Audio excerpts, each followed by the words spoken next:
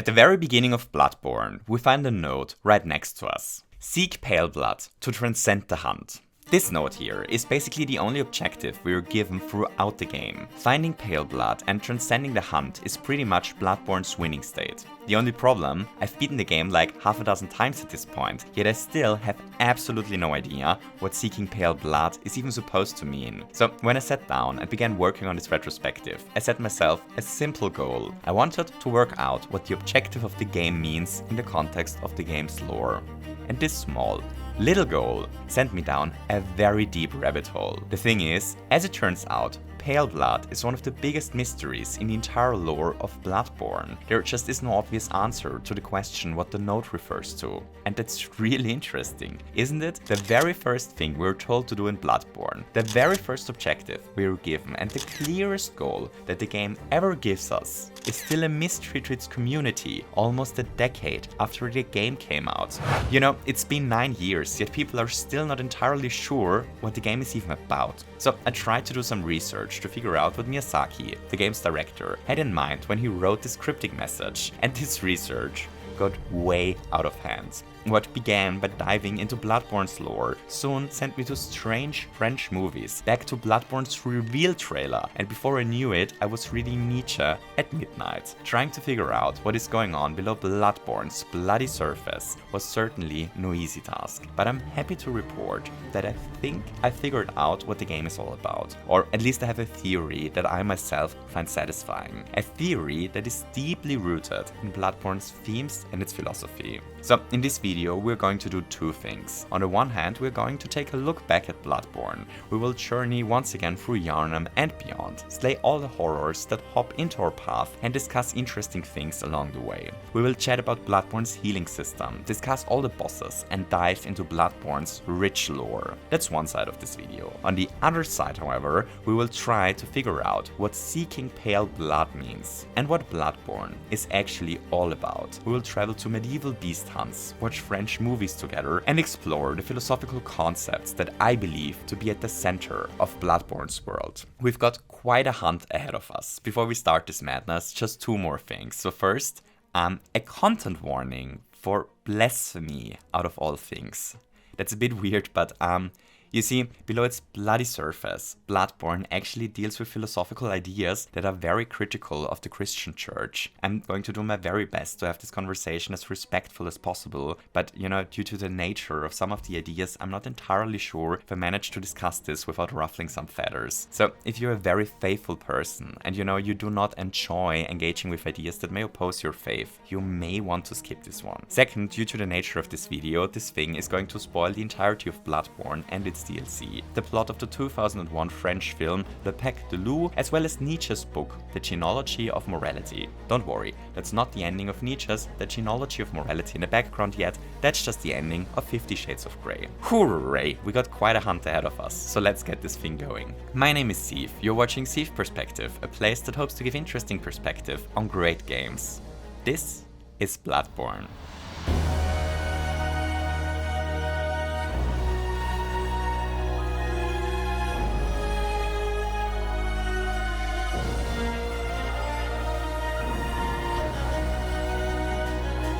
The game begins with us lying on a table. An old man in a wheelchair approaches us and gives us an introduction to the world. The friendly fellow tells us that we've come to the right place if we are looking for pale blood, because Yharnam is the home of blood administration. Next we sign a contract to get some of this famous blood pumped into our own veins. The blood transfusion begins, we see a beast form out of a puddle of blood, slowly crawling towards us. The beast catches fire when it tries to devour us, and afterwards cute little baby-like beings crawl on top of us. Before we fall unconscious. We awaken on this table an unknown amount of time later, and in true From Software fashion, we are left alone, with absolutely no idea on what's going on. There is only a note next to us, the infamous note that is responsible for the madness that this video is about to be. Seek pale blood to transcend the hunt. This note here tells us our main objective of the game. We'll return to this note a couple of times again, but for now, let's die together. We leave this room and are approached by a werewolf downstairs. At this point we don't have a weapon yet, so the wolf is very likely to tear us to shreds. After dying, we wake in a dream.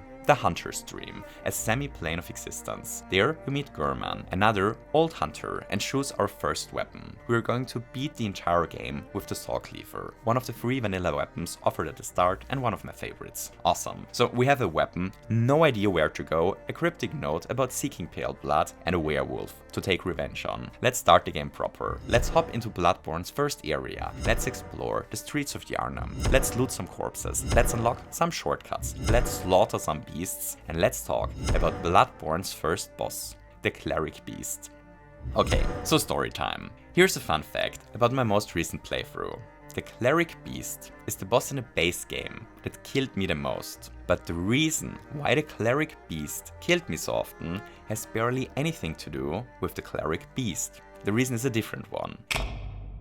There is this weird thing when reviewing games that I barely ever see anyone talk about. At least I tend to engage with games differently when I record them than I do when I just play them casually. And that sometimes completely changes how I think about certain elements in games. See, recording a playthrough of a game is surprisingly stressful. There are tons of things to keep in mind while recording. We want to make sure that the camera is steadily behind our character, so as not to end up with extremely hectic footage. We want to make sure to look at the action in somewhat cinematic angles.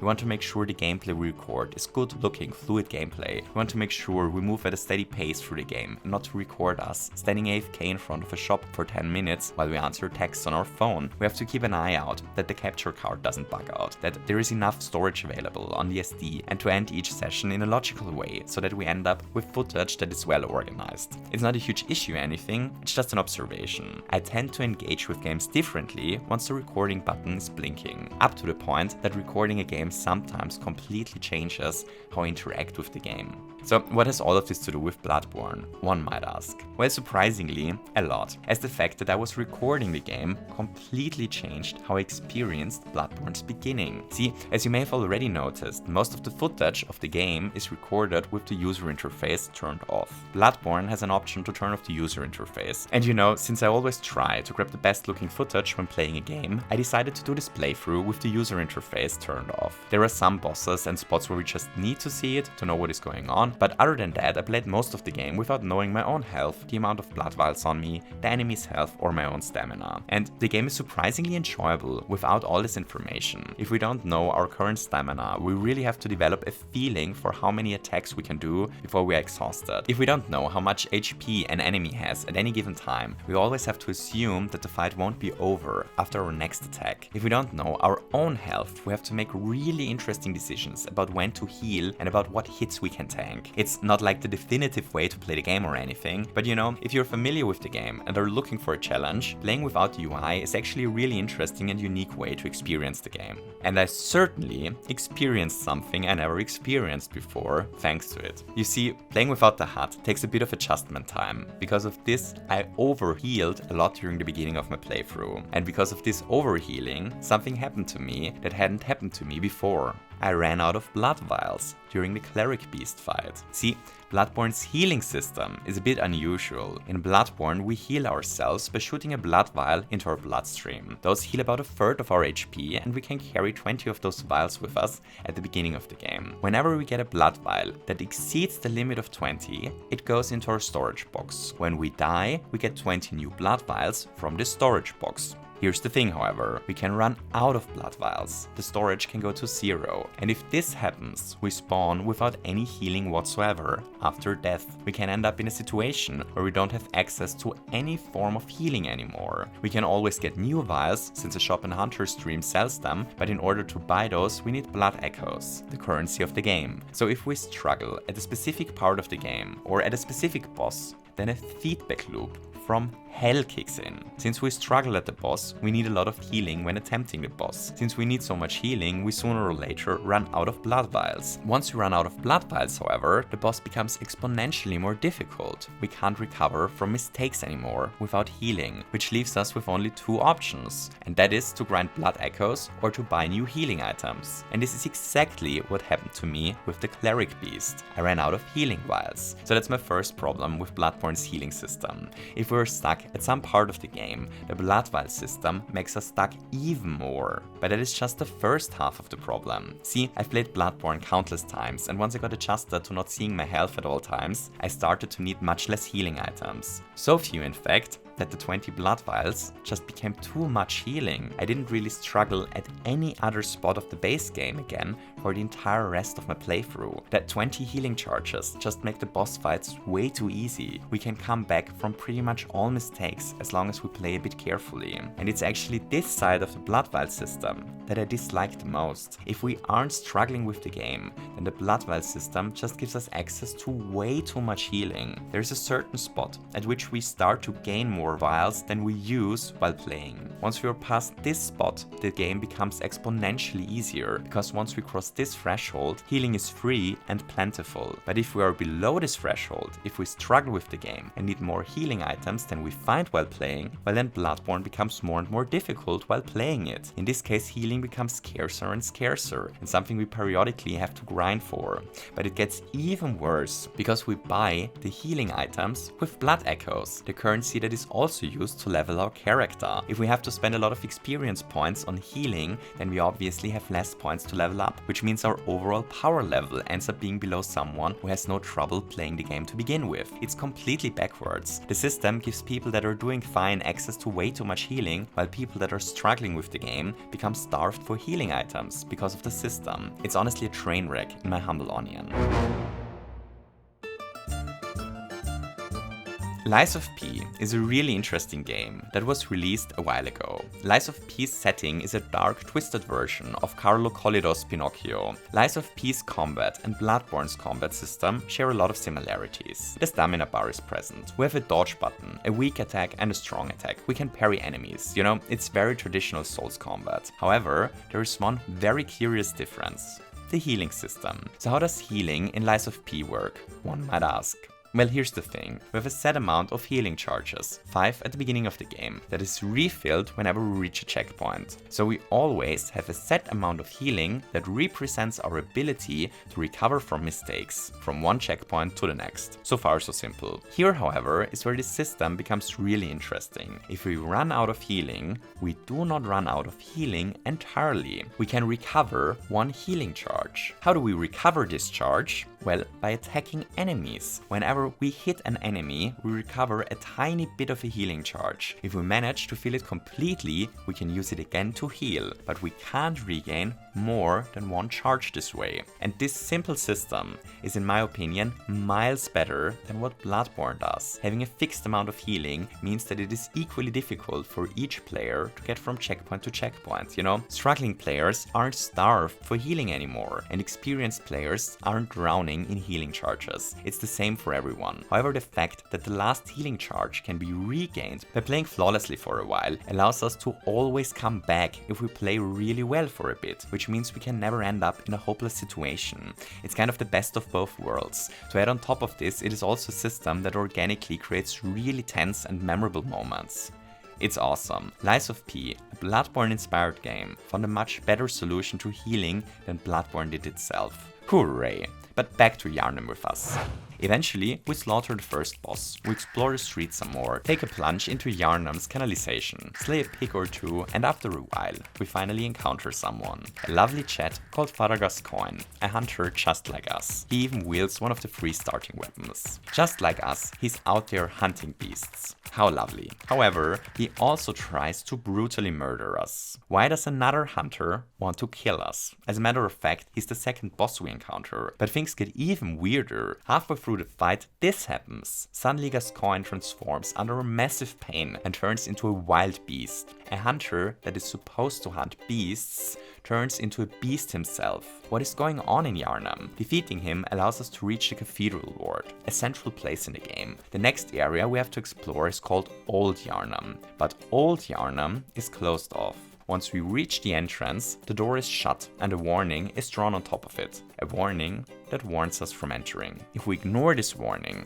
something really interesting happens. We enter a burnt down area, beasts are strolling around, and the whole place is filled with a heavy smoke. As soon as we enter, Dura, another hunter, tells us to turn around at once. And if we ignore his warning, he actually starts to fire at us. He fires at us with a freaking Gatling gun. This here is a really interesting moment when playing the game for the first time. So far, we've slain a gigantic beast, we've seen another hunter suddenly transform into a beast himself, and now we encounter a third hunter. This one opens fire at us as soon as we attack a beast. Our first time through the game, we're probably maximally confused at this point. What the fuzzy is going on in Bloodborne's brutal world? Well, to understand Bloodborne's world, we first have to understand the themes that are operating it. It's kind of funny because usually we look at the story to understand its themes, but with Bloodborne it is honestly the other way around. It is easier to understand its story if we first look at the game's themes. So let's try to distill the themes that are operating Bloodborne's world in the background first. And what better way to take a look at the game's themes than to look back at the very first look we ever got onto Bloodborne. Let's travel back 10 years in time. And let's discuss Bloodborne's reveal trailer, because the reveal trailer carries some secrets that are key to unlocking Bloodborne's mysterious world.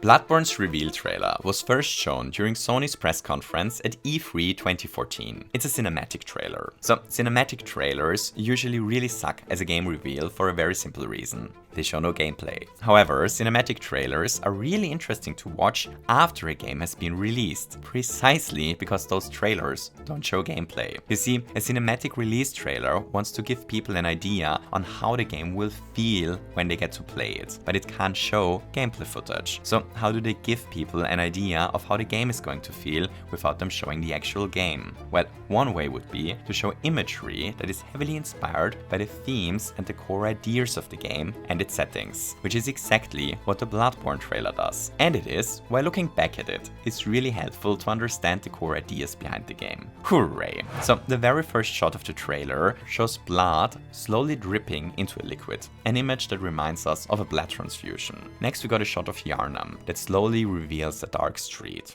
At the center of the street, something very curious is placed. A cradle. We then get a bunch of shots of the streets of Yharnam. Some beastly citizens are walking through the street. A dog is shown, looking like it really should pay a vet mat a visit. Then a hunter is shown for the very first time. They drag another murdered dog off the streets. The trick weapons are introduced. We get a couple of fast shots of the hunter fighting before fading to black. The next scene shows the hunter executing one of the beastly citizens. We don't see the shot being fired, however. Instead, the camera zooms on the eye of the mad villager first. This shot here is super important for something unrelated to Bloodborne's themes, and it will pop up later again. It would be super nice of you if you were so kind to, I don't know, maybe write "Don't forget the trailer shot with the eye" onto a small sticky note and pin it onto the side of your display or something, just so that we don't forget this shot. Thank you so much for your support, that is very kind of you, helpful viewer. Next, the name of the game drops, Bloodborne, and then we switch to the next scene, where we explore an ancient tomb-like area in torchlight. We get a shot of an angel statue that is missing its head. Other statues are praying to the headless angel. The statue is carrying a jug, and a dark liquid is slowly dripping out of it. I believe this liquid to be blood. This blood drops into the center of a gigantic beast skull that is placed on top of an altar. We want to touch the skull, but suddenly get attacked by a beast ourselves. And with this, the trailer ends. Alright, let's pull out our trailer dissecting tools. Not that one, that's the scuba gear. Those are the trailer dissecting tools, excellent. And let's get to work. The first shot shows us a blood transfusion. A blood transfusion is a really interesting image, because we insert something of someone else into ourselves. Blood in that case, to heal us. And that is already one of the themes of Bloodborne, injecting something foreign, symbolized by blood, to heal us. The next shot shows us the streets of Yharnam. That one is even more interesting, because there's only one thing prominently placed in the center of Yharnam's streets. This thing is a cradle, which symbolizes the second thing Bloodborne is concerned with. So what does a cradle symbolize? Well, birth and beginning. And with that we can already make sense of the next thing. So I hope you're currently sitting, because the next revelation is so stunning it may otherwise knock you off your feet. The next shot reveals to us that Bloodborne is in fact called Bloodborne. This may not look like the biggest revelation of the century at first, but there's a lot we can learn from it. See, there is a reason they called the game Bloodborne. The game could as well have been called Yharnam Streets, or Healing Blood, or Blood Hunt, Huntsborn, or Hunter's Blood, or whatever, but they chose to go with blood and born, and they did so for a good reason, because those are the central themes of the game. Which brings us back to the first shot of the trailer. The first thing they show is a blood transfusion, followed by a cradle. One thing associated with blood, one thing associated with being born. Those two things are at the center of the game. The born and the cradle symbolize the birth of something, the beginning, the genesis, the emerging of something. This something is symbolized by the blood. The blood in the world of Bloodborne is something we inject to heal. But what does the blood symbolize? What are we entering into our system? Well, the final shot of the trailer gives us a potential answer. Here, a headless statue of an angel literally pours blood into the head of a beast. Once again, it is an image of blood entering a system. Here, it enters a skull, symbolizing the blood enters the brain, or, our thoughts. The blood is the blood of an angel. It's faith. In my understanding of the game, blood in Bloodborne is a metaphor for faith. The blood is a stand-in for our beliefs. What is metaphorically happening in this shot is that an angel pours beliefs into a mind. The blood is faith, which brings us back to the title of the game. Bloodborne is a play on how faith first entered our consciousness, which is one of the most central themes of the game. Below its bloody surface, Bloodborne is exploring the question of how and why faith first arose, why and how it entered our belief systems, and what the consequences were. So, I know what you're probably currently thinking. Ceave, man. That sounds like a bit of a stretch, to which I'd like to reply, it certainly is. Look, we are just using the trailer to figure out what to look for in Bloodborne, not as evidence that the game is all about this. The trailer just gives us an idea for what to look for in the game. The trailer hints at the game being about the emergence of faith. There is an element of healing, there's the question how this faith entered our system in the first place, there's an element of change that this faith caused, and so on. Cool, now that we know what we're looking for, let's see if we can find traces of those ideas somewhere in Bloodborne. Here we go. The entire game of Bloodborne follows a moon cycle that ends with a blood moon. A moon cycle that ends with a blood moon is an obvious metaphor for menstruation. Menstruation being obviously strongly linked to pregnancy. Then there is Yharnam herself. Yharnam was the queen of the civilization that fell long before the events of the game. She got impregnated by a god and gave birth to its child. Bearing a child of God is what Virgin Mary did. Yharnam, wearing an entirely white dress, reminds us of innocence and virginity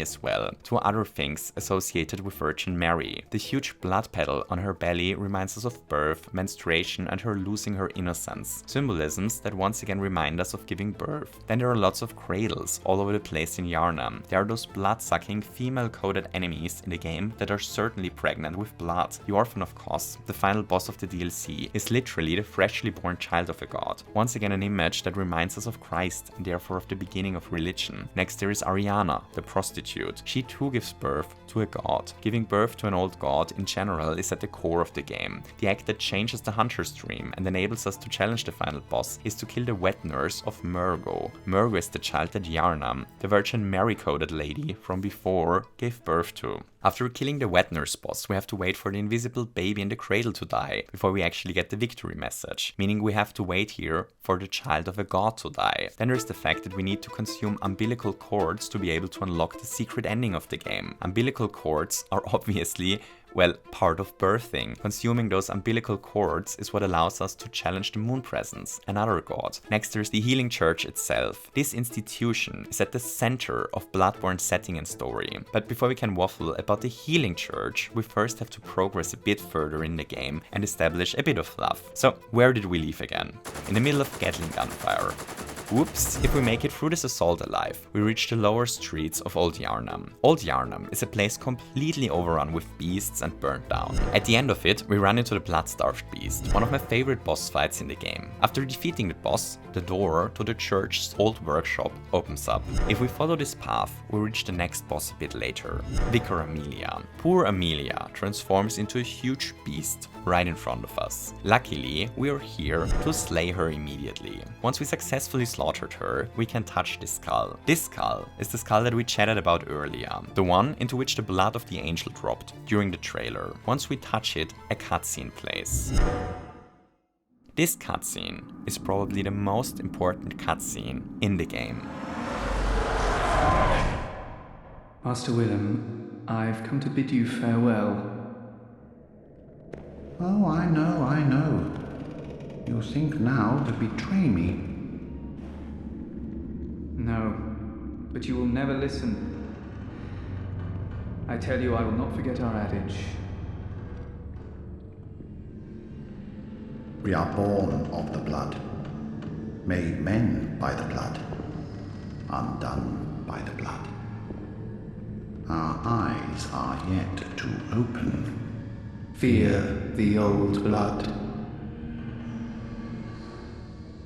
I must take my leave. This little cutscene is core to understanding what is going on in Yharnam. The man sitting here is called Master William. The man leaving is Lawrence. They both were scholars of Byrgenwerth. And the event that we just saw, the parting of William and Lawrence at Byrgenwerth, is the event in history that doomed the city of Yharnam.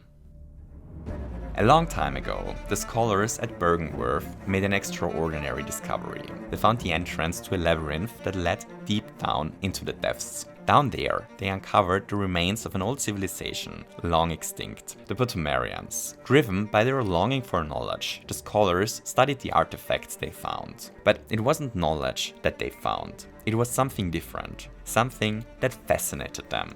Something that terrified them. They discovered the eldritch truth. See, as it turns out, there are great ones out there, ageless, godlike beings that have strange powers exceeding even human imagination. There is the moon presence, for example, a great one with the power to control and influence the realm of dreams. There is Oedon, a great one who transcended the layers of existence to such an extent that they do not even have a physical form anymore. It was Oedon who impregnated the Bloodbonre queen, Yharnam, long ago. There is Rom, once a scholar of Byrgenwerth. She transcended humanity and became kin to the Great Ones by doing so. She now hides the true horrors of the cosmos from us humans. Then there is Amygdala, a great one that we still know very little about. There is the brain of Mensis, a being so terrifying it causes frenzy to whomever is exposed to its maddening aura for too long. There was Kos. No one knows exactly what horrors have befallen this powerful being. All that we know is that their body one day washed ashore, close to the fishing hamlet, where it gave birth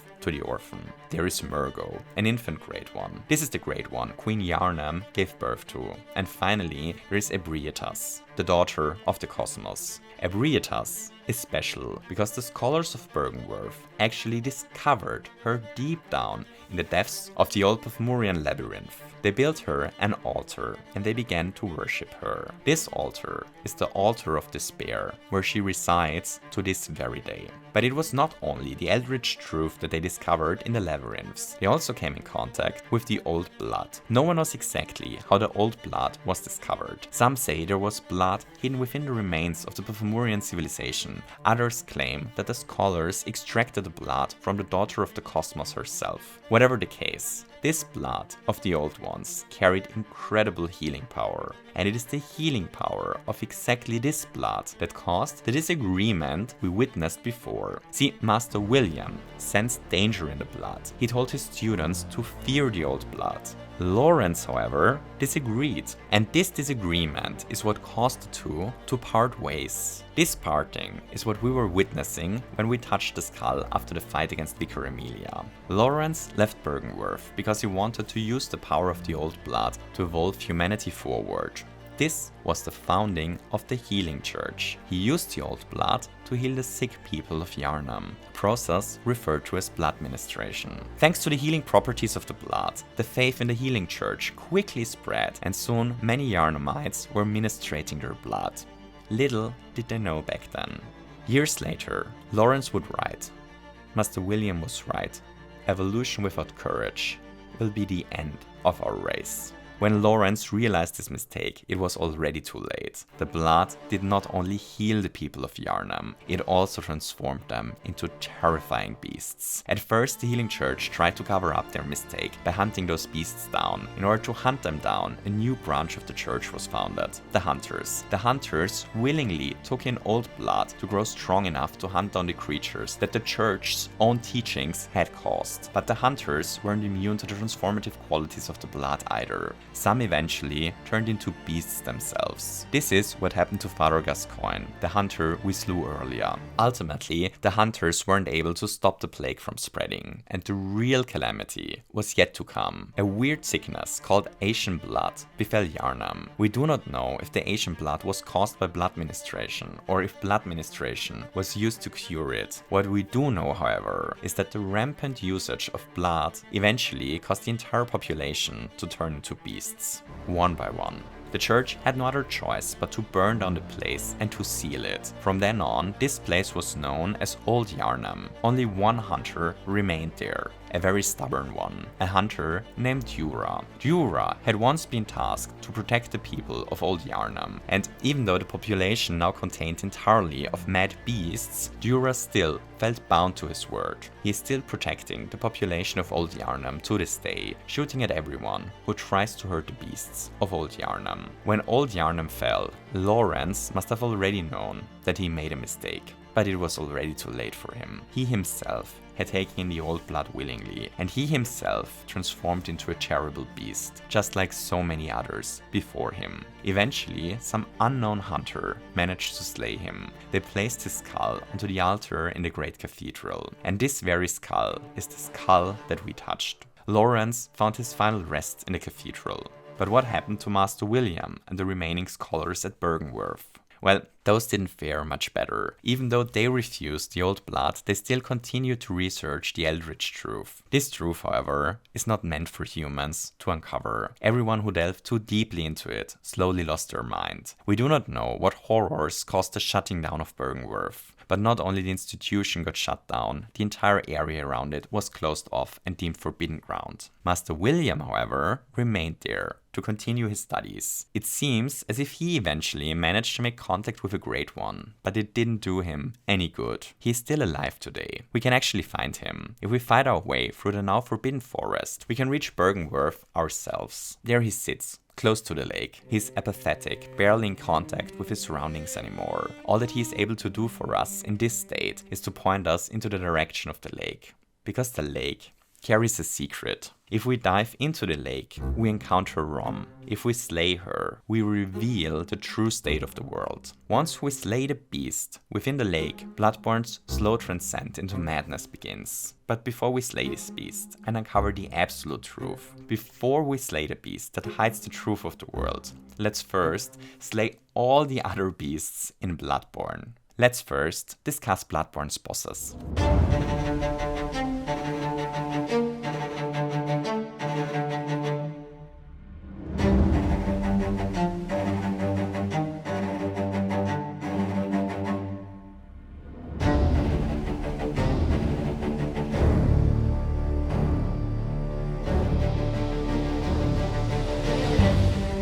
By my counting, there are 22 bosses in Bloodborne, including its DLC. Let's quickly chat about all of them. We already quickly spoke about the very first boss that we encounter in Yharnam, and this boss is of course Bloodborne's camera. The fight against the cleric beast suffers from massive camera issues, and I'm not a huge fan of it. This fight suffers from such a weird issue. On paper, it's a perfectly fine boss fight. It may not be the best choice for a first boss, but overall the fight is fine. The problem I have with this fight has nothing to do with the fight. The problem is where we fight the beast. Whoever had the idea to put a gigantic enemy onto a half closed off bridge Well, that person had a terrible idea. I'm not a big fan of the cleric beast because the camera just doesn't work with such a big enemy in such a small space, which is really a pity, because I think the fight is fun otherwise. Lots of missed potential here.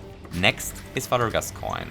I love Father Gascoigne. He's another hunter just like us, which means he fights similar to us. So similar, as a matter of fact, that I believe he's meant to show us how to play the game properly. He uses a starting weapon. He transforms it into its trick version mid-fight. He uses his gun. He can parry us with well-timed shots. He dodges fast around and he fights incredibly aggressively. You know, he fights exactly the way Bloodborne is meant to be played. He's also the first boss that is required to progress through the game. I believe they designed him as a teaching tool that just slaps us into the ground with its hunter fighting style until we start to fight the same way. But even better, in his third and final form, he transforms into a savaging beast and becomes incredibly dangerous. The best way to defeat him in this phase is to actually play exactly like Gascoigne fought before. It is to zip around the beast with fast dodges and to aggressively attack it. The first two phases of the fight basically tutorialize how we have to play during the third and final phase. It's super clever and also a great and enjoyable fight.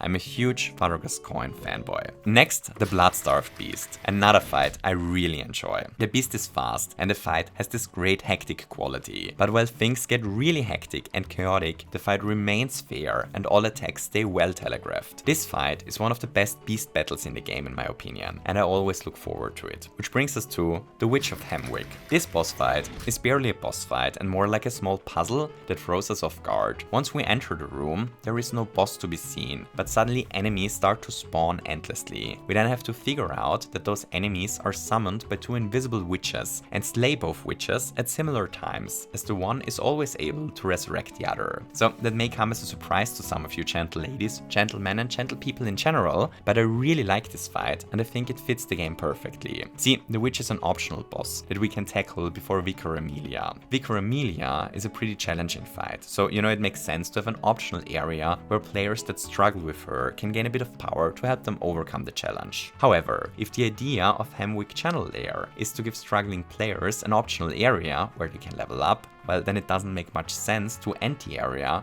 with a tough mechanical challenging boss fight, does it? So they have to come up with an interesting boss fight that isn't mechanically challenging. And you know, if viewed through this lens, I think the witch boss fight delivers perfectly. By the way, the footage currently running isn't from my playthrough, but by the channel Long Play Archive. I sadly ran into a bunch of problems with my capture card during my latest playthrough and sadly lost this footage alongside some other. Shout out to Long Play Archive for providing archived footage that channels like mine can fall back to if something like this happens. Hooray! Which brings us to Vicar Amelia. This fight suffers from a similar problem as the Cleric Beast fight does, at least in my humble potato. The camera just gets stuck in the walls. Once again, we fight a huge beast in an enclosed space, and once again, there just isn't enough room for the camera. As soon as we fight close to a wall, it becomes incredibly difficult to see what's going on. That is actually such a problem here that most of the time I end up turning off the camera lock entirely just so that the camera does not get stuck in a wall, which, you know, isn't optimal, is it? It's really a shame because I otherwise love the Vicar Amelia fight. She's such a good doggo, but once again the fight suffers from an arena that isn't suited for it. Next are the Shadows of Yharnam. I love this fight. In my opinion, it's one of the best fights against multiple enemies From Software has ever crafted. Fighting against more than one enemy in any From Software game often has the problem that it becomes a bit boring, since we have to wait for several enemies to give us an opening opportunity at once. The Shadows of Yharnam fight, however, perfectly avoids this problem. It avoids it by giving each shadow a unique moveset that is only really dangerous from a certain distance. One shadow is only dangerous if we are far away from it, one has really strong attacks that are only focused on mid-range, and finally, one is incredibly offensive and tries to fight us heads-on. What this boils down to is that we are confronted with the choice of either trying to rush down the wide range caster first, or of trying to stay behind cover and cycle around the gravestones while trying to burst down the melee one first. No matter which strategy we choose, however, we always have to be aware of what the mid-ranged one is doing, as this one is always dangerous. To make things even more interesting, the fight is kind of on a timer. After a while, the shadows evolve into progressively more dangerous snake forms, which means we are really incentivized to burst them down. And yeah, in my opinion, it just works phenomenally. The Shadows of Yharnam fight is one of the fights I always look forward to. Next up is Martyr Logarius.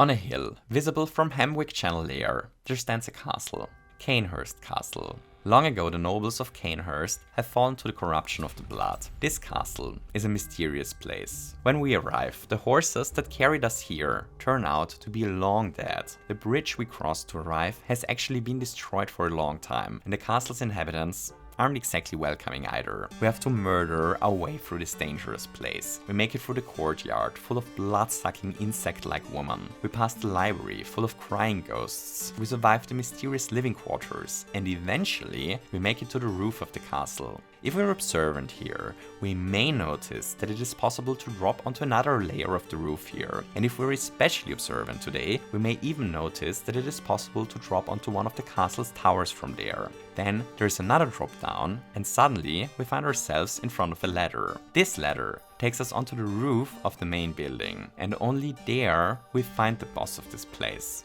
And I cannot tell you how much I love this run-up. That's something the From Software games are just really good at in general. They often give us this feeling of churning out of bounds. When climbing over the roofs here for the very first time, I genuinely wondered if I was even supposed to be here, or if I was tricking the game. You know, this path truly felt like something I myself discovered, and therefore the boss felt like this mysterious secret that I got to find. I love it if games are brave enough to have secrets to be real secrets. It helps, however, that the boss fight itself is also really good. He attacks fast, the blood spells are a great visual spectacle, all the attacks are easily readable, he even is parryable and backstabbable. It's a really good duel against a human enemy while providing a lot of spectacle. It's as good as boss fights become.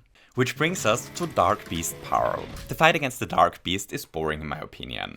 However, the arena in which the fight takes place is really interesting. See, we encounter the Dark Beast in Yahar'gul, the Unseen Village. Following the main story, Yahar'gul is the place we go to after defeating Rom in Bergenworth. But we can actually get there early. After we defeated the blood-starved beast, those little guys start roaming the streets of Yharnam. Those lovely little chads are called Snatchers, and snatching is what the Snatchers do. If one of them murders us, we wake in a cell in Yahar'gul. If we explore this place thoroughly, we can even run into the Dark Beast Pearl already. And this is where this gets interesting. See, after we defeat Pearl, we can open the door behind him. And this door leads us to Old Yharnam, the place where we fought the blood-starved beast. And that's so weird. We can get to this area after defeating the blood-starved beast, yet the area links us back to the blood-starved beast. Why would they do that? That's a rhetorical question. I have an idea on why this may be in the game the way it is. So I'm obviously speculating here, but I believe at one point in development we were supposed to enter Yahar'gul through this door.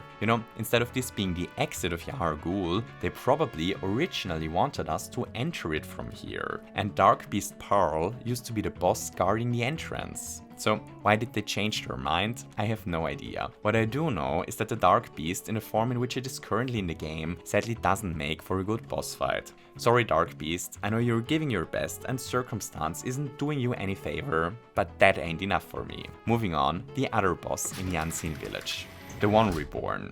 Well, that one's messy, isn't it? So first the good. I absolutely love the introduction of the boss. The camera focuses on the moon, and then all of a sudden the moon darkens and becomes this void-like egg. And from this void, the one reborn hatches. That's such a fascinating idea, while also being stunningly disgusting at the same time. It's great. The fight itself, however, yeah, it's a mess. The thing is just too good for its own good. The same is true for the next boss, Amygdala. The fight suffers from the same problem. The boss is just so big that we can't really see what it is doing while fighting it. I love the visual design of this thing, but again, it's just too big for its own good. Bonus points for ripping out its own arm though.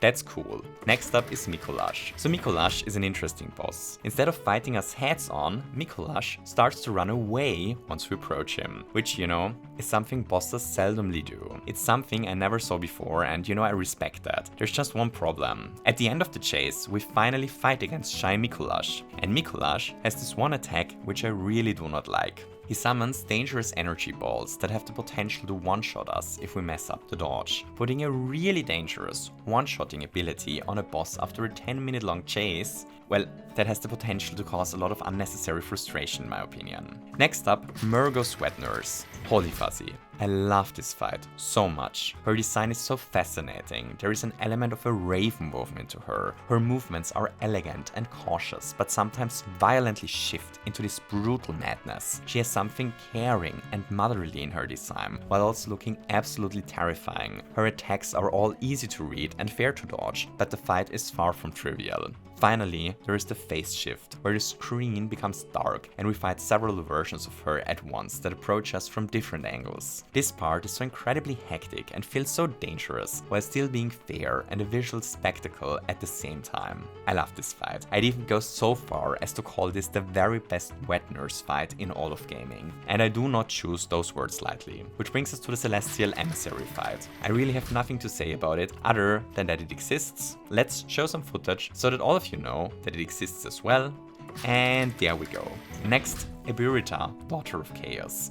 I really enjoy this one. So first, she's this huge, intimidating creature, yet her attacks stay readable, and the arena doesn't block the camera, which, you know, isn't a given in Bloodborne. Then there's her scream attack that gives the second phase a really unique twist. After a while, she starts to scream in agony. Those screams constantly damage us. This damage is unavoidable, at least to the best of my knowledge. This scream puts the entire second phase on a timer, where we have to race her down fast enough for her screaming gets the better of us. It makes the finish really tense, and it's a cool twist that I haven't seen done often. Me like. Then there's Ludwig, the Holy Blade. Ludwig is a fight. Out of all the bosses in the game, I personally find Ludwig to be the most difficult. And that kind of raises a question. Is the fight difficult good, or is it difficult dumb? You know, did they masterfully craft a difficult boss fight, or is the camera buggy, or are the attacks badly telegraphed? And the answer is, at least in my humble opinion, a bit of both. The lock-on sometimes completely loses the boss, the camera sometimes struggles to give us a good overview of the action, and there are a bunch of attacks that are really difficult to tell apart. Apart from that, however, I find the fight highly enjoyable. When it works, it's this insane duel against this flailing beast that charges and jumps around and never gives us a break. The fight drastically changes, however, once he picks up the blade. Instead of the hectic flailing, his attacks are suddenly much more controlled and slower. It gives the fight this nice contrast that I really like, and adds a lot of tension. Funnily enough, I personally find the second phase to be much easier than the first one, simply because it is so much easier to be aware of what the little guy is up to all the time. Overall, I think Ludwig is a great fight that suffers from a bunch of small problems during the first phase. The Living Failures fight, on the other hand, well, it's fine. The game isn't worse for it, but I'd be lying if I said it was a highlight. It's honestly not much of a boss fight. We just fight against a bunch of normal, simple enemies in a garden. The only thing that I really enjoy about this fight is the attack when all of them suddenly stop and begin to pray to a strange cosmic power before meteors suddenly come crashing down. That's fun. So you're not an entire failure. Living failures. Hooray! Maria is next. Maria is another hunter, just like we are, and, well, the fight against her is the best hunter duel in the game. I sadly lost my footage of the fight because of capture card catastrophes, so we won't waffle about her for too long, but she's great, and I'm eternally sad that I lost all the beautiful footage of her slaughtering me. The next fight we encounter is the Orphan of Cause.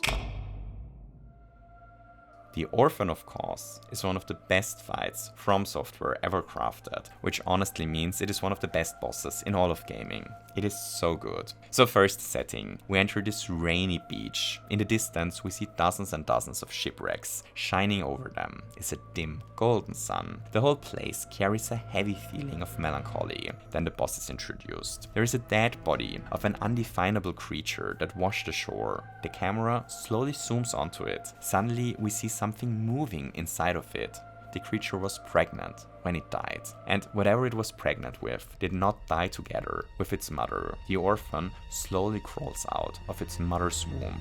It slowly stands up. It takes its gigantic placenta and looks into the sea. Then the gameplay starts, and suddenly we hear our first. And then all hell breaks loose. I really have to give it to From Software. There aren't many other devs that can pull off something like this. The Orphan attacks relentlessly and fast, but its attacks never lose the feeling of massive weight. It's incredible. So often, bosses that move this hectically lose their sense of weight. You know, the attacks begin to feel floaty, as if they lack impact. But I can assure you, this little devil doesn't suffer from that disease. Every attack is clearly telegraphed. Everything is easy to dodge, in theory. Yet yet really challenging in execution. The fight is not only mechanically really challenging, but also a gigantic spectacle. It's as good as boss fights get. And with this, it's already time for us to talk about Gurham, which is a good fight. Depending on our choices, he may end up being the final boss of the game, and as a final boss, he works great. He's a hunter like us and uses tools similar to the ones we used all game long. A Shadow Link fight, he's something that resembles our character. Ending a game with a duel against something similar to ourselves is always a logical way to end an experience, and yeah, in my opinion, it works fantastically well here. Which brings us to the final boss, the Moon Presence. We won't discuss the Moon Presence.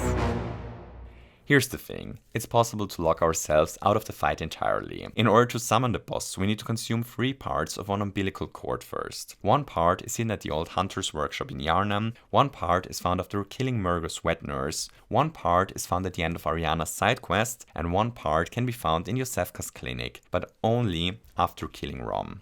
Here's the plot twist. The one from Ariana's baby and the one from the clinic are missable. If Ariana ends up murdered, either by the stranger or by the nun, then we lock ourselves out of finding the cord. If we enter Yosefka's clinic before we fight Rom, which, happens, then we lock ourselves out of that one too. And if both of those things happen in one playthrough, well, then it is no longer possible to summon the final boss, which, you guessed it, is exactly what happened to me this playthrough. I wasn't paying too much attention to the side quests while playing, and ended up going to Yosefka's clinic early while having Ariana murdered. No Moon Presence for me. So do I think it's dumb that it is possible to lock oneself out of the final boss fight like that? Well, yes and no. On the one hand, it is obviously annoying if it happens, but on the other hand, it is so unique and adds so much weight to all the different choices we make during the game that I have a hard time being really mad at the game because of it. Hooray! So with this, there is only one fight left for us to discuss. Let's return to our brave little hunter that has been staring at this lake for a good 20 minutes, and let's finally take the plunge. Let's talk about Rom. Rom the Vicious Spider is weird. And I don't mean the fight itself, I mean Rom's design. See, while Rom may be called a spider, and while Rom is surrounded by spiders, Rom herself certainly is no traditional spider. She's much more of a grey blob with a head and a bunch of tiny feet. And that leaves us with a question. Why? Why is Rom no real spider? Why did they go with this weird design? And I have a theory that is a bit out there and highly speculative, a tinfoil hat theory to be precise. Stay with me for a moment. So, I believe Rom the Vacuous Spider symbolically represents the Vatican and the Pope. She's a symbolic stand-in for the center of the Catholic Church. And as weird as this may sound, there are a bunch of things that point us into this direction. So first, the most obvious hint, her name. The name Rom very much reminds us of Rome, or Roma, the Italian capital, the city in which the Vatican is seated and where the Pope lives. Second, there is a lore parallel between her and the Catholic Pope. Rom is a human who transcended into something godlike, which, is kind of the Pope's job description. Next, there is the fact that she's concealing the true horrific and absurd nature of the world, which only is revealed to us once we kill her. This is a perfect metaphor for the philosophic death of God, as Nietzsche thought about it. More on that in a second. Add to this that the entire game is filled to the brim with Catholic symbolisms and the theme of a corrupting church. Finally, there is Master William. He sits right before the boss encounter and he's wearing those clothes. He, wears the Pope's outfit. And if we look closely at Master William, we can see something interesting. We can see what I believe they actually based Rom's design on. Do you notice it? It might be me slowly going cray-cray, but Master William's head, together with his head, looks a lot like Rom does. What William is wearing here is a mitra, and a mitra is what the Pope usually wears. I believe Rom symbolically represents the head of the Catholic Church, and I believe they literally modeled her after, well, the literal head of the Catholic Church, after the Pope's head wearing his hat. We'll return to this idea in a bit. For now, we murder Rom, and Queen Yharnam appears in the lake. She's standing in her blood-soaked dress, staring at the moon. But the moon changed. The full moon is gone and replaced by a blood moon. Rom is no longer disguising the true state of the world. We return to Yahar'gul and the whole city has gone to madness. There are amygdalas watching over the place. Villagers suddenly form from blood. Creatures beyond human comprehension are roaming the streets and the blood moon is looming over all of it. At this point, Bloodborne begins its slow descent into madness.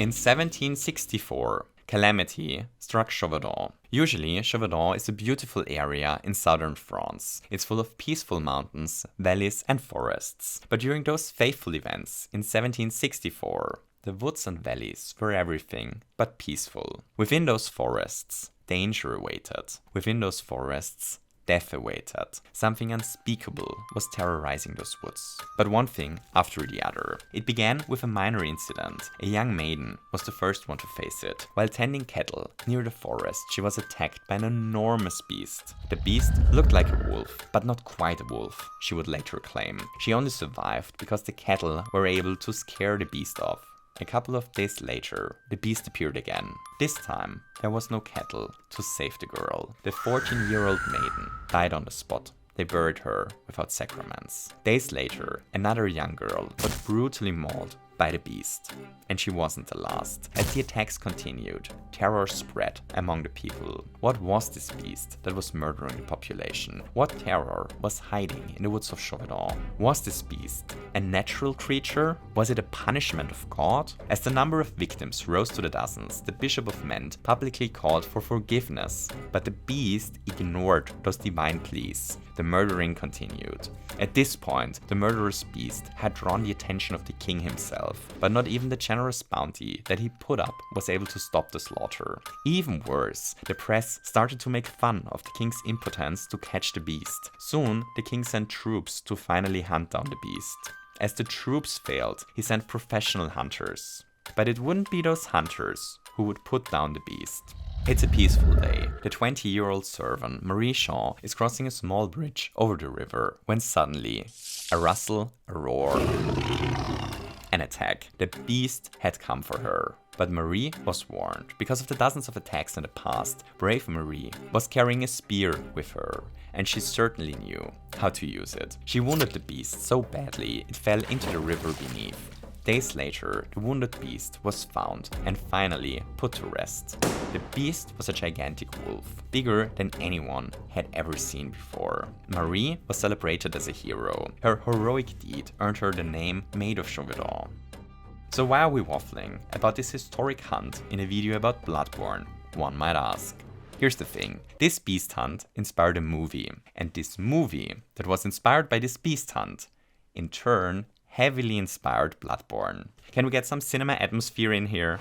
Awesome. The French 2001 movie Brotherhood of the Wolf is loosely inspired by the events that took place in Chauvedon in 1764. In the movie, the knight Gregoire de Fronsac arrives together with his companion in Chauvedon to hunt down a beast that is terrorizing the area. Soon, he takes romantic interest in Marianne, the daughter of a local count, and in an Italian prostitute named Silvia, before becoming entangled in a deep conspiracy that tries to undermine the king's power.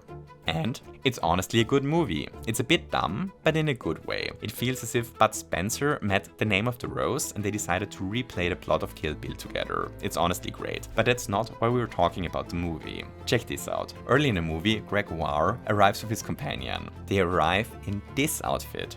Yep, they're dressed in heavy leather jackets, their mouth is hidden behind a tight scarf, and they wear a tricorn. It's pretty much the exact same outfit that the hunter in the trailer of the game wears. And that's just the beginning. Next, there are a bunch of drawings in the movie that look suspiciously like the werewolves in Bloodborne do. Like, those could have straight up be concept art for what we got in game. The beast that they hunt in the movie gives off similar vibes as the beasts in Bloodborne do. Later in the movie, Gregoire infiltrates a burrow because he's on a vengeful murder spree. The whole place just gives off a strong Bloodborne vibe to me in general. But what is especially interesting here is this jar. The creature inside it looks a lot like the messengers in the game. Next, there are Marianne and Silvia. The way the two women are dressed is very similar to how Maria is in the clock tower.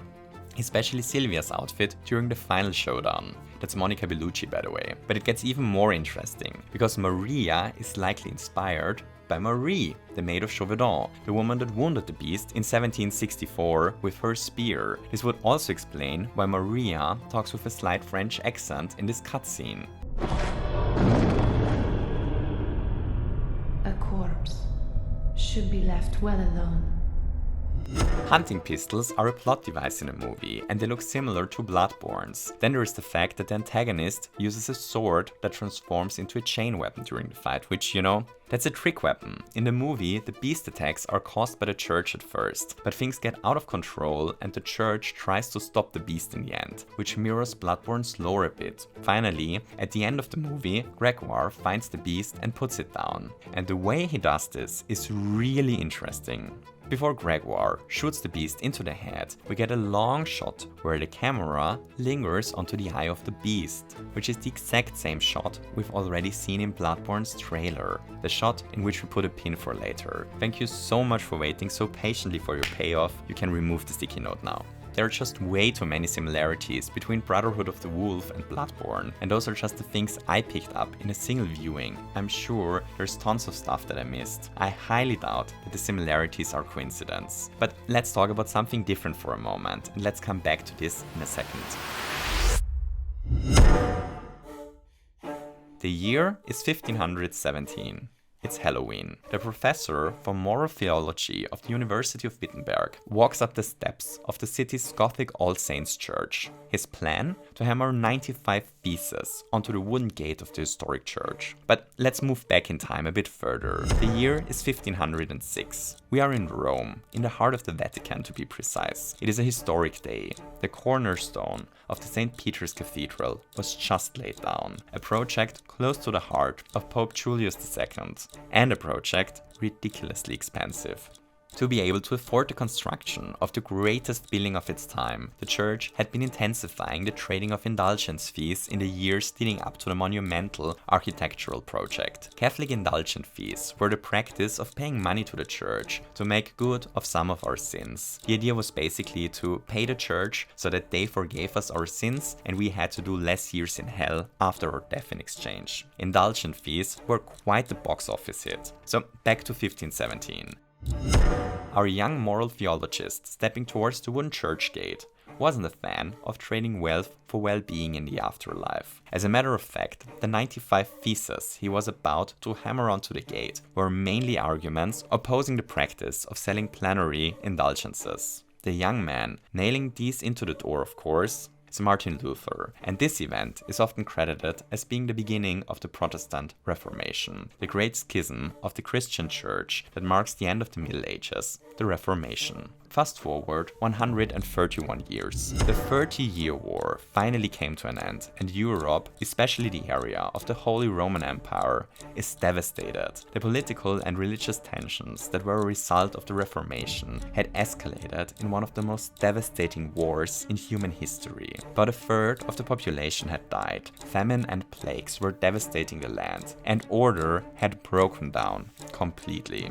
Even though the war had devastated Europe, conflicts between Catholics and Protestants would remain for hundreds of years to come.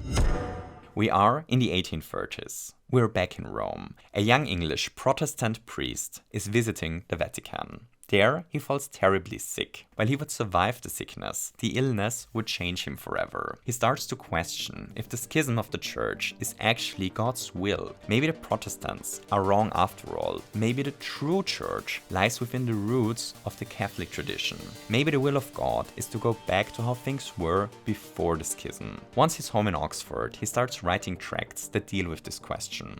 90 of them. His views are very dogmatically biblical. His name is John Henry Newman.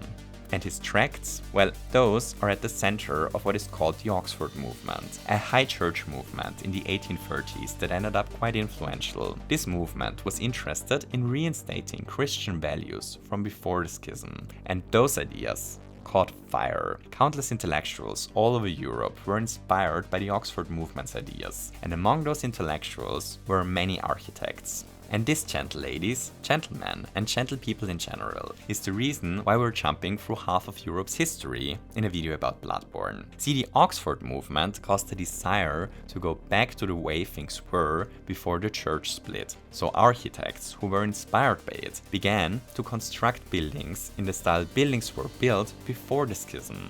And this style was Gothic architecture. The architecture of buildings like the Palace of Westminster is heavily inspired by Gothic architecture of the Middle Ages. This architecture style is called Neo-Gothic, and Neo-Gothic architecture is the architectural style in which Bloodborne's Yharnam is built. Here's where this gets fun. If we remove any of the historical events that we just waffled about, if the 16th century church would have been a bit more careful with selling letters of indulgence, if Luther would never have published his thesis, if the church had never split, if the 30-year war never would have taken place, or if the Oxford movement wouldn't have happened, then there would never have been a desire to architecturally return to the Middle Ages, and thus the Victorian era wouldn't be associated with Neo-Gothic architecture, which means Yharnam wouldn't be this terrifying Neo-Gothic city. Here's another fun thing to think about. Bloodborne is heavily inspired by the aesthetics of Brotherhood of the Wolf. Brotherhood of the Wolf is heavily inspired by the real historic Beast of Chauvedon. So if there hadn't been a wolf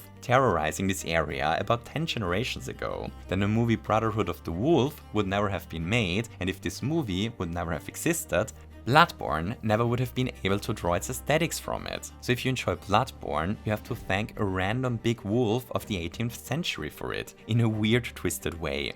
We will return to this idea once we reach the end of this silly little video. For now, let's return to the horrors of Yahar Ghul. In the middle of Yahar Ghul and at the center of Bloodborne's madness, we find a body. Interacting with it transfers us into the Nightmare of Menzies. There, we not only slay Mikolash and Murgo's wet nurse, but also get to attack a huge little brain. Once the wet nurse and the baby are dead, we can return to the Hunter's Dream. The workshop is now on fire. Gurman awaits us on the flower field. We arrived at the end of the game, yet we still have a question left unanswered. A question from the very beginning of the video. About a lifetime ago, we awoke in Yosefka's clinic and found a note next to us. Seek paleblood to transcend the hunt. We have arrived at the end of the game, yet we still have absolutely no idea what our objective was. What is paleblood? What does it mean to transcend the hunt? So those questions are surprisingly, ridiculously difficult to answer. There also is no definitive answer to it, just interpretations. But we'll do our best to get an answer nonetheless. In order to unravel this little mystery, we have to take a deep dive into the philosophy behind Bloodborne's main theme. We have to have a chat about the origins of our religious beliefs. We have to talk about the actual beginning of faith. We have to talk about the birth of God.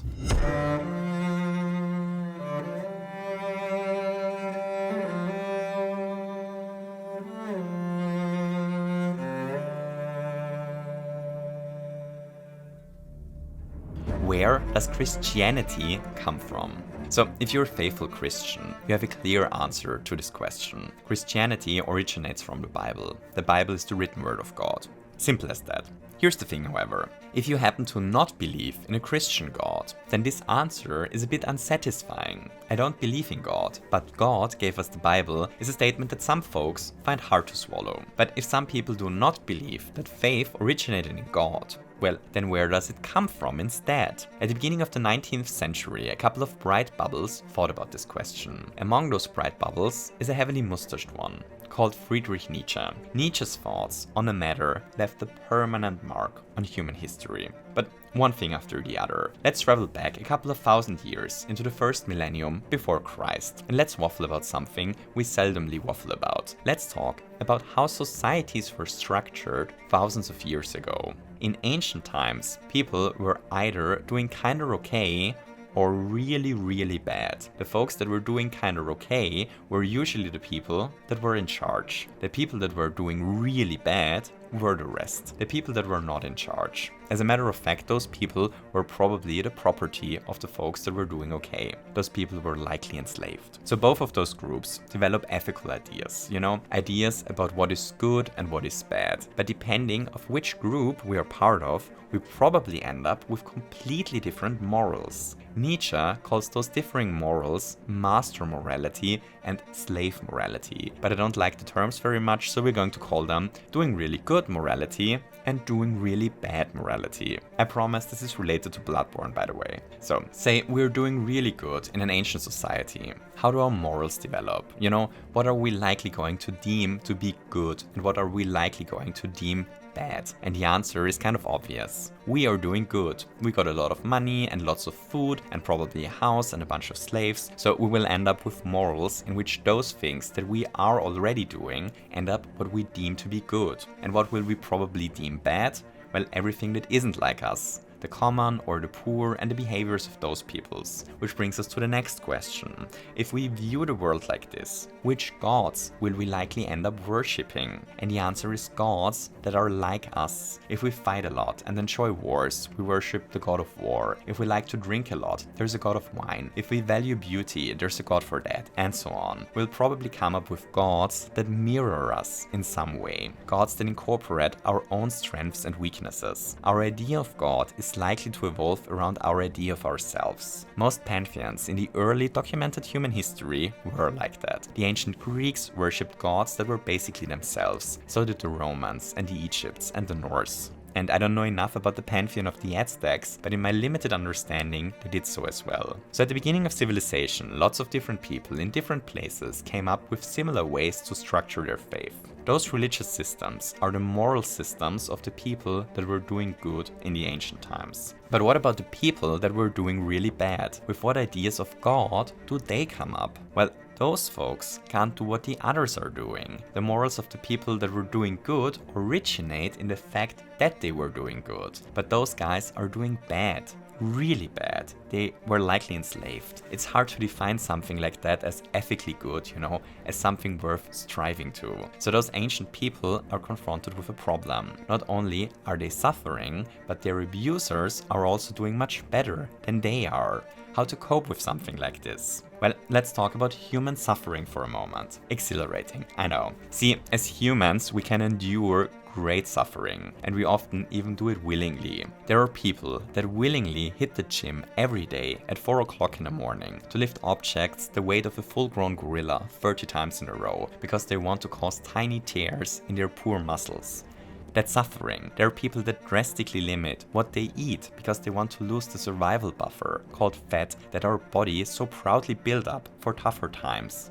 That's suffering as well. And then there are people that weirdly decide to take their hard-earned economic capital, called money, and decide to do absolutely nothing with it. They digitally entrap it in a bank for decades, where it does absolutely nothing, instead of buying something fun with it, like those fuzzy plushies. That's also a form of suffering. The thing is, people are actually more than happy to suffer day in and day out. We all willingly suffer day in and day out. However, and that's the thing, we only are willing to suffer if we find meaning in our suffering. So how do we find meaning in suffering? Well, with narratives. If we hit the gym every day at 4 o'clock, we probably do it because we follow a narrative of health or because we read the wrong pickup artist. If we try to lose weight, we do it most of the time because we want to get closer to our idea of beauty. Our idea of beauty, however, is also just a narrative. And if we decide to save a huge chunk of the money that we earn, then we do it because we tell ourselves little stories about how it will help us in rough times or how we will be able to buy something amazing with it one day. Those little narratives give meaning to our suffering, and as long as we find meaning in our suffering, we're more than happy to suffer day in and day out. And this is where things become interesting. See, it doesn't matter if the narrative we believe in is actually true. All that we have to do is really believe it, which brings us back to those suffering folks from a couple of thousand years ago. Those people are suffering bad. Really bad. They are considered to be the property of other people. There has to be an insane amount of abuse, physically, psychologically, and even sexually. How do those people cope with their suffering? Well, what Nietzsche basically proclaims, at least as I understand the man, is that they came up with narratives to give their suffering meaning. But they did not do the good-bad thing that the people in charge were doing. They played a little trick. They replaced the concept of bad with the concept of evil. Evil is the opposite of good. And good, well, good is the opposite of what the people in charge are doing. They define good in opposition to their oppressors and evil in the face of their oppressors. If their oppressors, for example, are selfish, then being selfish becomes evil and loving your neighbor becomes good. If their oppressors believe in many gods and are pretty chill about differing beliefs, then we end up believing in just a single god and define believing in any other as evil. If the oppressors live their sexuality and homosexuality openly, then they define it as evil evil to do so. And if the oppressors are merciless to the sick and the weak, then mercy becomes good. If the oppressors are rich, then greed and opulence become evil. It is easier for a camel to go through the eye of a needle than for someone who is rich to enter the kingdom of God. To quote my favorite Bible verse that everyone collectively agrees to pretend it does not exist. You know, what happened is that the people that were being collectively abused came up with a narrative to give their suffering meaning. And in this narrative, there exists a force above us, a force that sees everything and that values the suffering of the abused and will punish the oppressors for their abusing. Eternally, after death. You know, the fact that the enslaved people had no way to reach the good life their oppressors were living forced them to define their oppressors' behavior as evil and their own lives as morally good. And then they came up with a force that one day will bring justice to the injustices they were certainly experiencing. They basically cheated psychologically. They made up a referee that heavily favors their team but will only reveal the true score once the game is over. You probably know already where this is headed, but for the sake of completeness, Nietzsche assumes that those dynamics were the origins of our modern ethical belief systems. Somewhen approximately 2 millennia ago, the doing really bad morality won and replaced all other ethics. And we all now were raised taking in a morality pill whose function it was to give meaning to the suffering of people thousands of years ago, which Nietzsche does not consider to be an ideal situation. To put it lightly, we are almost ready to hop back into Yharnam, just one more thing, and then we're ready to untangle Bloodborne. We quickly have to waffle about another one of Nietzsche's fun and mildly unsettling ideas. We have to quickly chat about Nietzsche's Übermensch, or Overman. So first, I don't like the term Übermensch very much because it comes with as much historical baggage as words potentially come, so let's not call the concept Übermensch, let's call it better being instead. Not only was the term better being never involved in any genocide, it also has a much nicer phonetic flow. So what does Nietzsche mean with this concept? Nietzsche's idea of a better being that transcends humanity in its current form is hard to pin down, but one thing he certainly means with it is the overcoming of exactly those morals we just talked about. It is to overcome the morals that derive from a concept of good and evil altogether. The idea is basically that we overcome the dogmatic values of religion and instead create values from within ourselves, you know? To evolve God from within ourselves, to become our own God over our own self. Or, since we talked in a metaphor of narratives before, to live by the narrative that we are able to create our own narratives. And then he also means like 3,000 other things with the term. Again, the concept is hard to pin down. Okay, so what in heaven's name has all of this to do with Bloodborne again? Well, here's a fun Nietzsche quote. Let's bow to the facts. The people have won, or the slaves. No people ever had a more world historic mission. The masters are deposed. The morality of the common people has triumphed. You might take this victory for blood poisoning. I do not deny it, but undoubtedly this intoxication has succeeded. And here's another equally fun quote. Where they injected their blood, they injected their vice as well. See, Bloodborne's entire setting is pretty much a gigantic metaphor of Nietzsche's ideas. It's Nietzsche's ideas taken literally. You see, the blood in Bloodborne is a metaphor for Christianity. In the Catholic tradition, there exists a very strong image of taking in the blood of God. You know, the wine that we drink during communion, it's the blood of Christ in the Catholic tradition. In Bloodborne, the sick, the weak and the suffering are looking for healing. And this is why they take in the blood of the old gods. Metaphorically, they are taking in the ideas of the church. They take in the blood of Christ. But while this blood may heal them from their suffering, it also disconnects them from their true human core. Metaphorically, the religion is disconnecting the people of Yharnam from their true untainted self. The healing is poisoning them. Once we understand this, a lot of Bloodborne's strangeness suddenly makes sense. Take the game's obsession with the idea of birthing a god. Adela, a prostitute we can save, eventually gets impregnated by a god and gives birth to its child. Yharnam gives birth to the child of a god. The orphan of Kos is the child of a god. The game's focus on birthing a god comes from its themes. Bloodborne is inspired by Nietzsche's ideas of what gave birth to Christian Christian beliefs. So birthing a god is on the one hand a symbol for the beginning of religion, while birthing God's son is a symbol for Christ on the other hand. More on that in a second. First, let's take a look at a couple of other parts of Bloodborne that make a lot of sense if viewed through a Nietzsche-shaped lens. The game has a strong theme of human evolution that ties into Nietzsche's idea of becoming a better being. William and Lawrence are both searching for ways to transcend humanity in Bloodbonre. Lawrence and William's path split when Lawrence decides to use the blood. The blood is once again a stand-in for faith. So Lawrence tries to evolve humanity with religion. William, however, tells Lawrence to fear the religion. He wants to evolve humanity by gaining knowledge through other means, which is a stand-in for science, something Nietzsche did not believe to be able to give the answers to humans' most pressing questions either. So William's path to evolve humanity is via science, but while this scientific approach granted the scholars at Bloodbonre many eyes to look at the world, it didn't save them. William ends up completely apathetic, sitting at the lake, almost in complete disconnect from the world.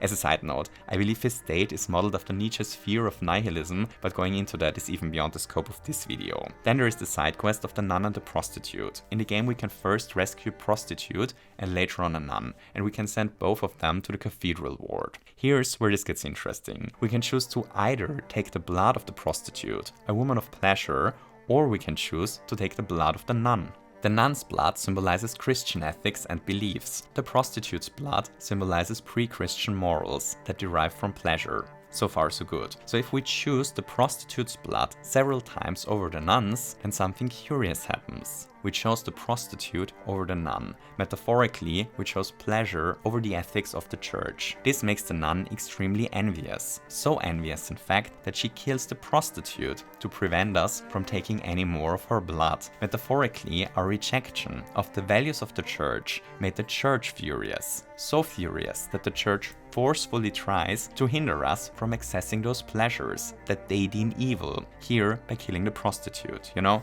The symbolism here is about the church trying to control which pleasures we can access. This side quest is pretty much a Nietzschean metaphor for the last 2 millennia of ecclesiastical history.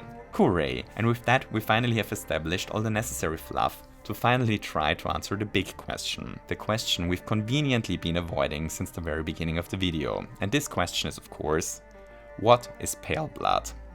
It's finally time to unpack this. Just one more thing, a small disclaimer because I feel that it may be necessary to avoid confusion. Bloodborne, as a game, is not pushing any agenda. The game is not trying to tell anyone how to live their lives. While I strongly suspect that the game is heavily inspired by Nietzsche's ideas, I do not think that the game tries to force them onto the player or anything. You know, sometimes something just explores an idea or entertains it without trying to convince anyone of it. That's what's going on with Bloodborne. The game is inspired by something, but it doesn't try to convince anyone of this idea. Second, neither am I trying to push an agenda. I certainly think Nietzsche got a point here, but I'm overall much less critical of faith and religion than this video may make it sound. You know, once again, we're entertaining an idea here, but it doesn't mean that we fully have to accept it. Cool, and with this we 100% have removed any possible cause for confusion, and I'm looking forward to reading a thoughtful and respectful comment section that is not only supportive, but also appreciative of everyone's worldview. Who am I kidding? Ray. The message at the start of Bloodborne reads, "Seek pale blood to transcend the hunt." There's a small stumbling with the translation going on here. The original Japanese translation reveals that this note was written in our own handwriting, meaning it is a task we wrote down for ourselves. So we seek to transcend something called the hunt, and we transcend it by seeking pale blood. So first, I believe that the idea of transcending is similar to the idea of evolving humankind. This would mean that pale blood is the way to evolve humankind. That's obviously speculative, but it would make a lot of sense because it would mean that our task in the game is to do exactly what William and Lawrence tried before and failed. It would bring the story full circle. William tried to evolve humankind symbolically with science, but this left him in complete disconnect with the world around him. Lawrence tried to evolve humankind with religion, but while it healed the people, it also poisoned humanity. Another failure. And now we are here to try it again. And our method of transcending is neither science nor religion. Our method is pale blood. So pale blood. Miyazaki actually spoke about the concept of pale blood in an interview in Bloodborne strategy guide. He gave a really cryptic answer that doesn't really reveal much to us other than one very curious thing. I'm paraphrasing, but he basically said he had two things in mind that the pale blood refers to. One is the true color of the sky that is revealed to us after killing Rom and ending the ritual. The other one is the moon presence, the final boss of the game. Alrighty right, the pieces are on the table. Let's puzzle this together. Bloodborne is about overcoming moral religious ethics. Blood in Bloodborne is symbolically faith. Pale blood is meant to be pale faith. And pale faith is meant to mean a kind of moral belief that is not given to us from the outside, but arises from within. I believe the pale means untainted here. In the beginning of the game, we take in the old blood, which means the game begins with the tainting of our blood. Our blood is now no longer pale. The game is now a journey to untaint our blood. On a metaphorical layer, the game begins with us taking in Catholic faith, and the events of the game reflect our journey to let go of those beliefs again. There are three key moments. One is us ending the ritual and slaying Rom, one is slaying Murgo's wet nurse, which is the event that sets the Hunter's Dream on fire, and finally it is defeating the moon presence after consuming the umbilical cord. And all of those three events can be understood as a metaphor for leaving Christian beliefs behind. First we slay Rom, the vacuous spider. Symbolically we slay the Pope here, as we've already waffled about. We slay the church as institutionalized belief. With the church gone, to give meaning to our lives, the true absurd nature of the world is revealed to us. It's a metaphor for Nietzsche's death of God. In the next step, we slay the wet nurse in the nightmare. Here's the thing with the wet nurse fight. We do not really kill her here. What is truly going on is that we kill the invisible baby in the cradle. After the fight, there is an almost comically long delay before the nightmare slain message appears. During this time, we can hear how the baby slowly stops to scream. During this time, the baby in the cradle dies. Only then we get the boss defeated message. Okay, so this baby here is the baby that Queen Yarnam gave birth to and whose father is Oedon, a god. Yarnam is symbolically Virgin Mary, which makes the child that she gave birth to, well, the baby is symbolically Jesus, isn't it? Metaphorically, we slay Jesus here, which is the second step on our journey to rid our blood of the corrupting influence. At first, we left the institutionalized church behind, and now we leave behind the belief in Christ at all. Next, we have to find the three parts of an umbilical cord. If we consume those three umbilical cords, then the moon presence appears and we can fight it. An umbilical cord is what connects us to our mother while she's pregnant with us. So, you know, an umbilical cord is literally what connects us to our creator being God, the moon presence being a stand-in for God. What we do here is break the umbilical cord. We break the connection with our creator through which we get fed. In a Nietzschean metaphor, the thing that is fed to us by God is meaning. So we cut the meaning-feeding bond to the God within ourselves and then stand up against it and defeat it in a duel. So we disconnected ourselves from God and we defeated the idea, which is the third and final step in our journey to pale blood or untainted faith. And then this ending sequence plays. We are now a larva and no human anymore. We transcended humanity. Symbolically, we became Nietzsche's better being, or Übermensch, or God over ourselves, or whatever you want to call it. It's a larva. Seeking pale blood is symbolically becoming Nietzsche's Übermensch. We became our own God within ourselves. We are now our own creator of our own values. So back to our puzzle. Seek pale blood to transcend the hunt. Pale blood is blood that is free from external ethics that are injected into us. It's untainted blood. Since blood in Bloodborne is always faith, it means to find a blind slate of beliefs from which we build upon. Untainted ethics. What does to transcend the hunt mean? Well, I'm obviously guessing here, but my best guess is that Miyazaki had the hunt for meaning in mind when writing this. Seek pale blood to transcend the hunt is then a super meta-layered message that basically means seek to let go of external ethics and turn to ethics sprouting from within to transcend the hunt for meaning. As I understand it, this is the meaning of the objective we're given at the beginning of the game, and the events of the game are symbolically us undergoing exactly this journey, until we transcend humanity itself in the end. The objective of the game is meant to be a philosophical idea, which is also why it is so hard to pin the idea of pale blood onto something more tangible in the game. At least that's how I understand the game. Hooray! So, we're approaching the ending of this little video, but we aren't quite done yet. See, throughout the whole video, there has been an ongoing theme, and this theme is inspiration, and how art is derivative of itself. You probably have heard the phrase, everything is derivative before. The idea is that all art that has ever been created is derivative of something else. There's a lot of talk going on currently about plagiarism, about the ethical concerns of AI-generated content, and about the soullessness of art that is produced as a product first. And don't get me wrong, all of those discussions are important discussions to have.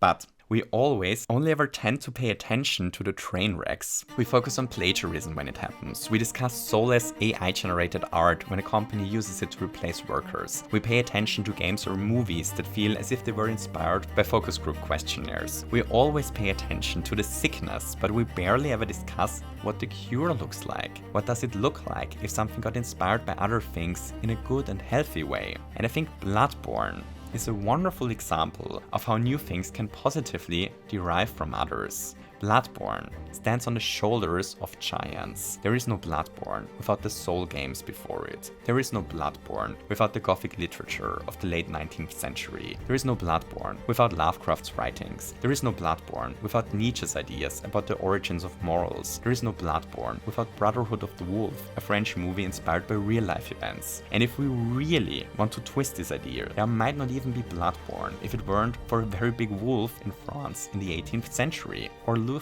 Everything is built upon everything that came before it. You know, when we discuss art, we so often think about it as a singular thing that happens at a singular time, but that's just not how things work. In fact, everything is derivative of tons of things that came before. It's like there are countless strings that reach infinitely into the past and that get knotted together into specific knots at specific points in time. Without all those endless threads that began long before, it wouldn't be possible to knot a game like Bloodborne into existence. But while Bloodborne is built out of so many different puzzle pieces that came before it, Bloodborne still is something new and something autonomous from all that came before.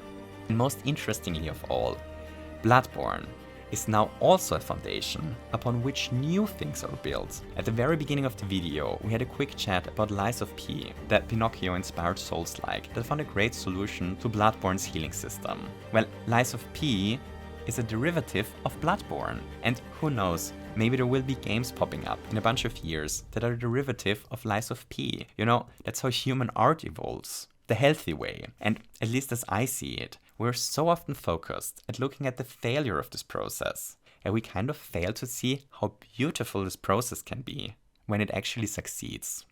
And with this, we actually reached the end of this little video. Thank God, writing this video almost drove me insane, and while going insane while trying to incorporate the thoughts of Nietzsche into a video about Bloodborne would certainly be pretty on brand, I'm glad I didn't. Before we wrap this up, a huge and gigantic thank you to all my incredible Patreons whose names are currently scrolling by. It is incredibly difficult for videos like this one to survive on YouTube, simply because it takes so much work to produce. Without the generous support of the lovely people whose names are currently scrolling by, this video would have needed to be 8 videos, each one with a clickbait title and each one with arrows on the thumbnail. So let's all collectively thank them. They are doing God's work here. Finally, just a couple of thoughts about Bloodborne that didn't make the cut. So first, if you're wondering where our boy Lovecraft has been hiding all video long, I actually already had written about 5 pages about his work, his horror, and how it is incorporated in Bloodborne, but that part ended up not making the cut because this video, and it may surprise you to hear that, completely exploded in scope. We will take a really deep and quite literal dive into Lovecraftian horror in an upcoming video. Next there is the fact that Gurman is framed like the Reaper during the final battle. You know, he symbolizes death here. I have no idea what to do with that. Miyazaki certainly thought about something, it's just there's so much going on symbolically in Bloodborne, it's quite the challenge to keep track of it all. I'd honestly be surprised if we managed to just discuss a third of the symbolism and the metaphors going on in Bloodborne in this video. We also didn't waffle about all the Victorian imagery and the elements inspired by Victorian mental asylums and how Lovecraft plays into all of this, but again, this video exploded in scope. Finally, I find it really interesting that Miyazaki has this fascination with Catholicism. Pretty much every single one of his games deals with themes of Christian beliefs and features a corrupted church. The thing is, to the best of my knowledge, the man isn't Christian, he was born in Japan. It would be really unusual if he was raised a Catholic. My best guess is that his interest in those themes actually stems from Nietzsche, but that's obviously just like my opinion man. Hooray! And with this, it's time for us to wrap this up. Thank you so much for watching this little video. This one really evolved in a different direction than originally intended, and I honestly have no idea if it is even possible to have an adult discussion online about a lot of those ideas in 2024. But hey, I guess I'm about to find out. If you liked the video, liking it back would be a better being's move. If you're interested in other videos giving perspectives on great games, subscribing might be a good idea. And if you truly loved the video and want to ensure that content like this can survive on the platform, then there is also the option to support the channel via Patreon. Alright, thanks for watching until next time. Lots of hugs.